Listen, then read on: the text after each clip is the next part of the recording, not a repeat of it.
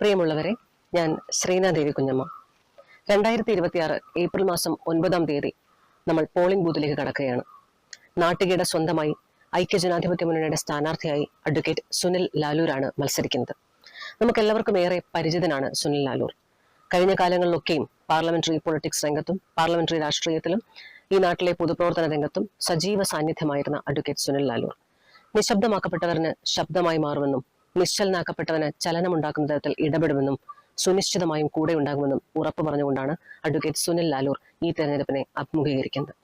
നിങ്ങൾക്കൊക്കെയും അറിയാം, കഴിഞ്ഞ കാലങ്ങളിൽ പ്രളയകാലത്ത്, ഈ നാട്ടിൽ കോവിഡ് കാലത്ത് ഒക്കെയും സജീവമായി നിങ്ങളുടെ എല്ലാവരുടെയും ഒപ്പം സഞ്ചരിച്ച മനുഷ്യനാണ് സുനിൽ ലാലൂർ. അദ്ദേഹം മുന്നോട്ട് വെക്കുന്നത് കാപട്യത്തിന്റെ രാഷ്ട്രീയമല്ല, മറുകണ്ഠത്തിന്റെ രാഷ്ട്രീയമല്ല, ആശയങ്ങളുടെ രാഷ്ട്രീയമാണ്, ചോദ്യങ്ങളുടെ രാഷ്ട്രീയമാണ്, ഉത്തരങ്ങളുടെ രാഷ്ട്രീയമാണ്.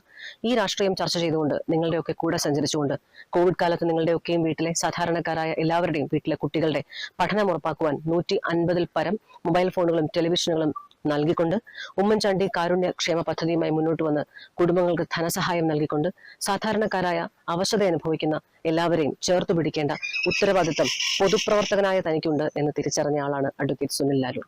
അദ്ദേഹത്തിന് അതുകൊണ്ട് തന്നെ നമ്മുടെ നാടിന്റെ ജനപ്രതിനിധിയായി സ്വീകരിക്കേണ്ട ഉത്തരവാദിത്വം നമ്മളുടെ ഓരോരുത്തരുടെയുമാണ്.